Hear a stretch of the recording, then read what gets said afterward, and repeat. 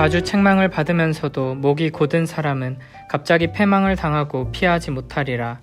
의인이 많아지면 백성이 즐거워하고 악인이 권세를 잡으면 백성이 탄식하느니라. 지혜를 사모하는 자는 아비를 즐겁게 하여도 창기와 사귀는 자는 재물을 잃느니라. 왕은 정의로 나라를 견고하게 하나 뇌물을 억지로 내게 하는 자는 나라를 멸망시키느니라. 이웃에게 아첨하는 것은 그의 발 앞에 그물을 치는 것이니라. 악인이 범죄하는 것은 스스로 올무가 되게 하는 것이나 의인은 노래하고 기뻐하느니라. 의인은 가난한 자의 사정을 알아주나 악인은 알아줄 지식이 없느니라. 거만한 자는 성읍을 요란하게 하여도 슬기로운 자는 노를 그치게 하느니라. 지혜로운 자와 미련한 자가 다투면 지혜로운 자가 노하든지 웃든지 그 다툼은 그침이 없느니라.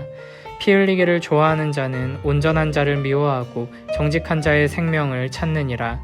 어리석은 자는 자기의 노를 다 드러내어도 지혜로운 자는 그것을 억제하느니라. 관원이 거짓말을 들으면 그의 하인들은 다 악하게 되느니라. 가난한 자와 포악한 자가 섞여 살거니와 여호와께서는 그 모두의 눈에 빛을 주시느니라. 왕이 가난한 자를 성실히 신원하면 그의 왕위가 영원히 견고하리라. 1절은 자주 책망을 받으면서도 목이 곧은 사람은 갑자기 패망을 당하고 피하지 못한다고 말합니다. 목이 곧은 사람은 하나님 앞에서 교만하고 불순종하는 사람을 말합니다.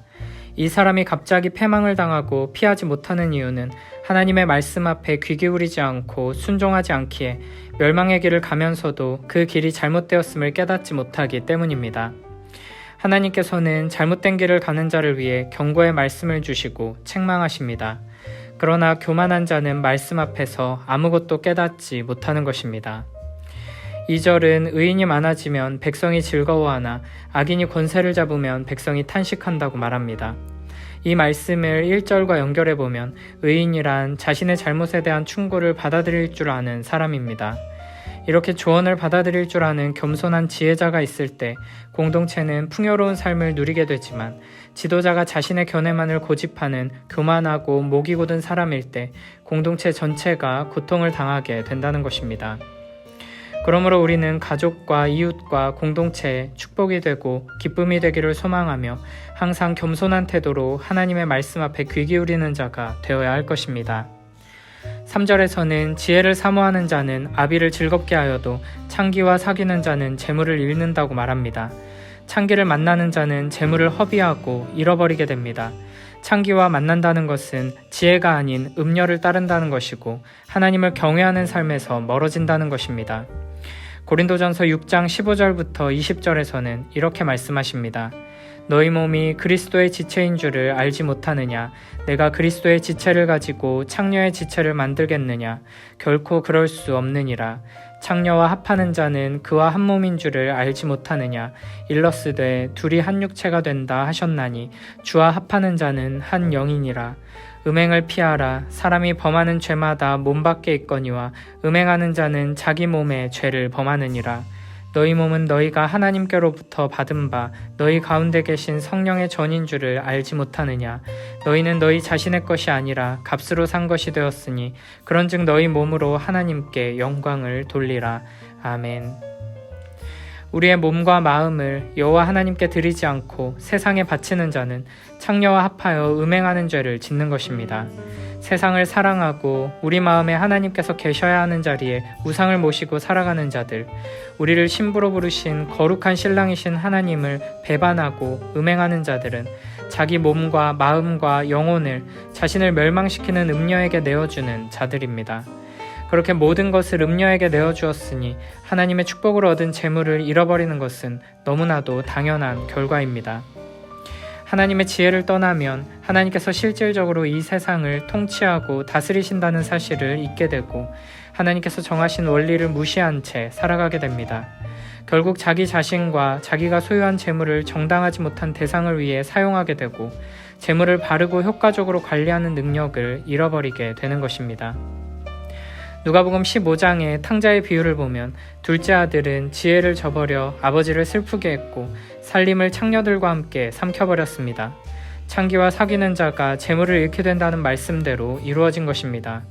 그러나 이 비유의 마지막 부분에서 둘째 아들은 다시 아버지께로 돌아와 아버지를 즐겁게 합니다. 우리도 비록 하나님을 배반하고 창기를 사귀어 하나님께서 주신 귀한 것들을 모두 잃어버린 악한 자들이었지만, 그래서 하나님의 진노와 저주를 받아 마땅한 죄인이 되었지만, 우리 주 예수 그리스도께서 우리를 대신해 멸시당하시고 미련한 자가 받아야 할 채찍과 벌을 대신 당하심으로 우리는 용서받고 아버지 품으로 돌아갈 수 있게 되었습니다. 그 은혜로 말미암아 우리는 지혜를 보고 알고 믿고 따르게 되었고 아버지를 즐겁게 하는 복된 자녀로 서게 된 것입니다.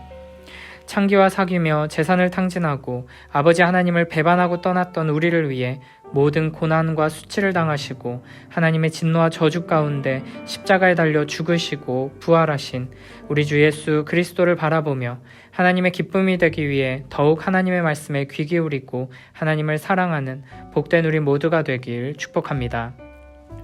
3절에서 지혜를 사랑하는 아들은 4절에서 공의로 나라를 견고하게 하는 왕으로 이어지며 재물을 잃어버리는 아들은 나라를 멸망시키는 자로 이어집니다.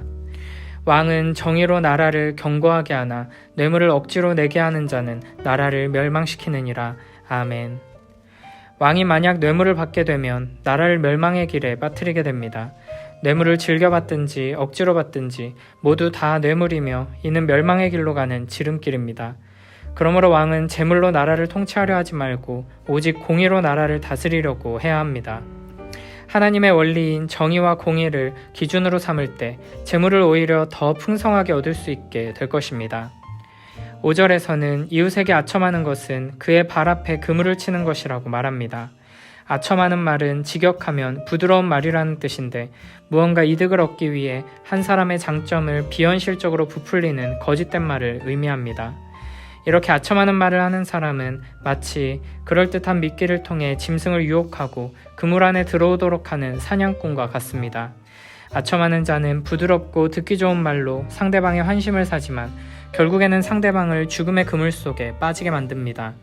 마음이 미혹되고 거짓된 칭찬으로 우쭐해지면 교만한 마음으로 현실을 바르게 보지 못하고 자기 자신을 과신하게 됩니다. 그러면 눈앞에 놓인 그물을 알아보지 못하고 걸리는 것입니다. 그러므로 우리는 내 귀에 솔깃한 말, 나를 칭찬하는 말, 나의 마음을 기쁘게 하는 말을 들을 때 조심해야 합니다. 귀에 솔깃한 말이 나를 넘어뜨리는 유혹으로 작용할 수 있음을 기억하며 항상 경계해야 하는 것입니다. 6절에서는 악인이 범죄하는 것은 스스로 올무가 되게 하는 것이나 의인은 노래하고 기뻐한다고 말씀하십니다. 악인은 악한 계획을 세우고 그 계획을 통해 이득을 취하려고 노력합니다. 그러나 그런 악한 계획은 자신에게 올무가 되어 스스로를 넘어뜨리는 결과를 가져옵니다. 이것이 하나님께서 이 땅을 운행하시는 기본적인 원리이고 하나님의 통치 질서입니다. 반면 의인은 자신의 앞에 그물이 펼쳐질 때 그것을 분별해낼 수 있으며 항상 하나님의 지혜를 따라 선한 계획을 세우고 바른 길로 가기 때문에 올무에 걸려 넘어지지 않습니다. 그러므로 그 길에는 항상 만족과 기쁨이 가득하게 되고 슬피 울며 이를 가는 악인들과 달리 의인들은 노래하며 기뻐하게 되는 것입니다. 물론 악인이 심판받고 의인이 보상받는 일이 지금 당장 우리 눈앞에 온전하게 이루어지는 것은 아닙니다. 하나님의 공의로우신 심판은 이 세상의 마지막 때에 완전히 이루어지게 될 것입니다.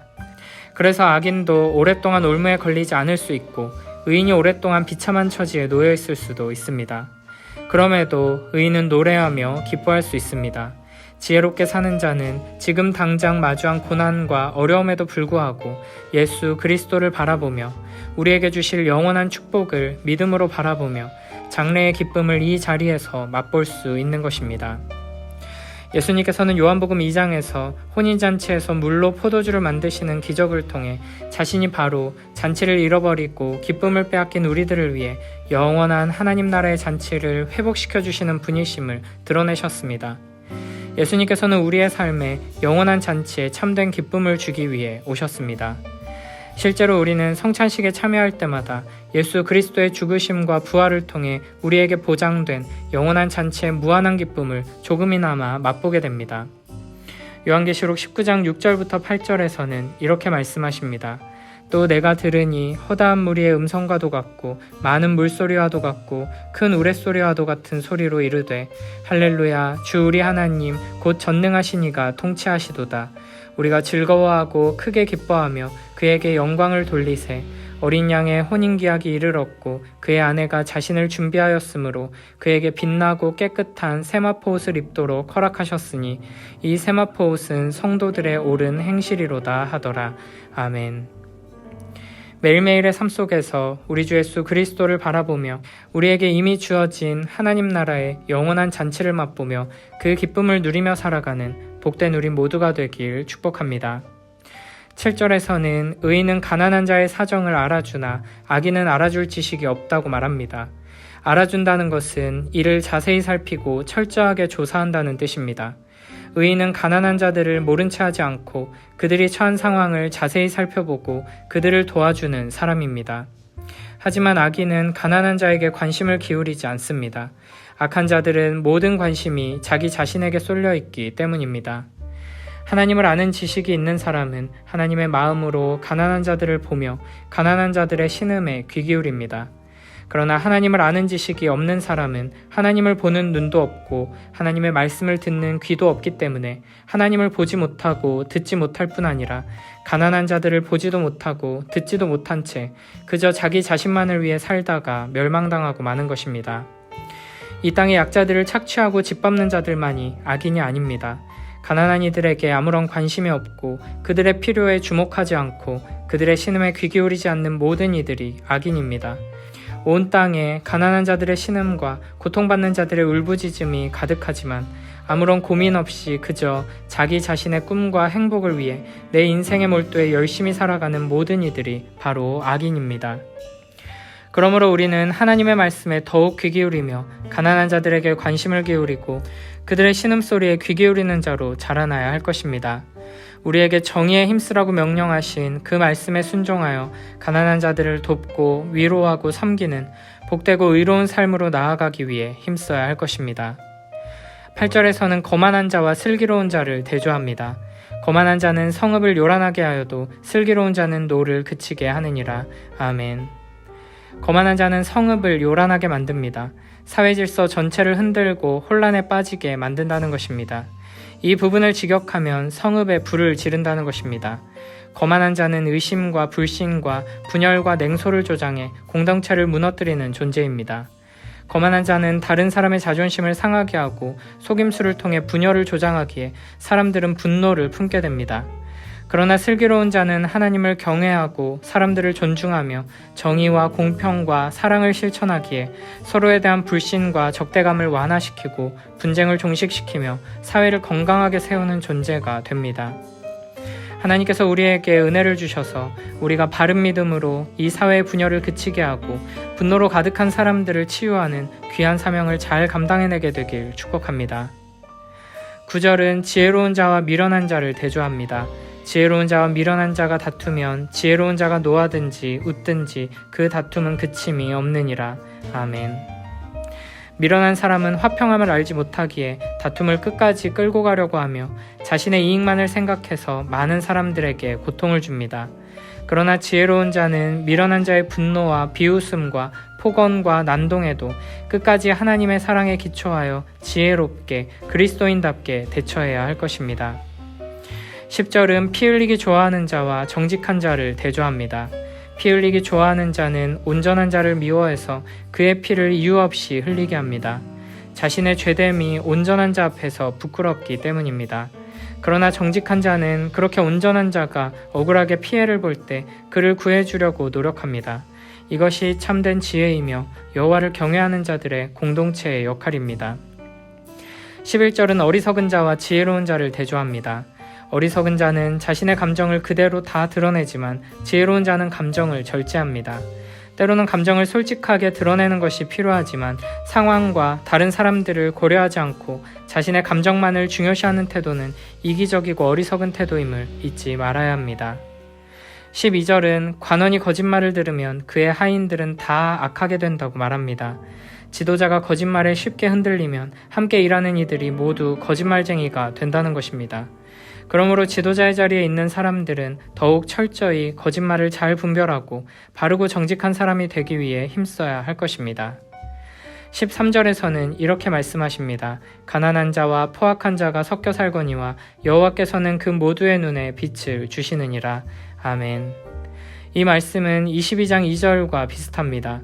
하나님께서 가난한 자와 포악한 자를 이 땅에 섞여 살도록 정하셨고 그들 모두의 눈에 빛을 주신다는 말씀은 가난한 자들에게는 큰 위로가 되고 포악한 자들에게는 큰 경고가 되는 말씀입니다. 마지막 14절에서는 왕이 가난한 자를 성실히 신원하면 그의 왕위가 영원히 견고하리라고 말씀하십니다. 이렇게 하나님께서는 우리에게 가난한 자를 돌보고 섬기며 베풀라고 명령하십니다. 그리고 그 말씀에 순종하여 선을 행하는 자들에게는 큰 축복을 내리시고 그 사회와 공동체는 견고하게 세워주신다고 말씀하십니다. 우리가 이 땅에 하나님 나라를 견고히 세우며 하나님의 뜻을 이루기 원한다면 가난한 사람들에게 귀 기울이고 그들을 사랑하고 섬기는 데서부터 시작해야 할 것입니다. 아무리 꾸짖어도 듣지 않는 고집센 사람은 할 일 없이 졸지에 망하고 만다. 착한 사람이 세력을 펴면 백성이 기뻐하지만 나쁜 사람이 정권을 잡으면 백성이 한숨 짓는다. 지혜를 사랑하면 아비가 기뻐하지만 창녀에게 드나들면 재산을 탕진한다. 임금이 정의로 다스리면 나라가 튼튼히 서지만 마구 긁어들이면 나라가 망한다. 이웃에게 아첨하는 사람은 그의 앞에 올가미를 치는 사람이다. 나쁜 사람은 제 잘못으로 올가미에 걸리지만 착한 사람은 기쁨과 즐거움을 누린다. 착한 사람은 가난한 사람들의 사정을 돌보지만 나쁜 사람은 아랑곳하지 않는다. 거만한 사람은 마을을 들쑤셔 놓지만 지혜로운 사람은 화를 가라앉힌다. 지혜로운 사람이 어리석은 자를 소송하면 아려나 부리며 마냥 빈정거리리라. 잔악한 사람은 정직한 사람을 미워하지만 올바른 사람은 정직한 사람의 생명을 소중히 여긴다. 미련한 사람은 화를 있는 대로 다 터뜨리지만 지혜로운 사람은 화를 가만히 가라앉힌다. 통치자가 허튼 소리를 들어주면 신하들마저 모두 나빠진다. 가난한 사람과 학대하는 사람이 한데 어울려 사는데 야훼께서는 둘에게 같이 빛을 내려주신다. 가난한 사람에게 바른 재판을 해주어야 임금의 자리가 길이 튼튼하다.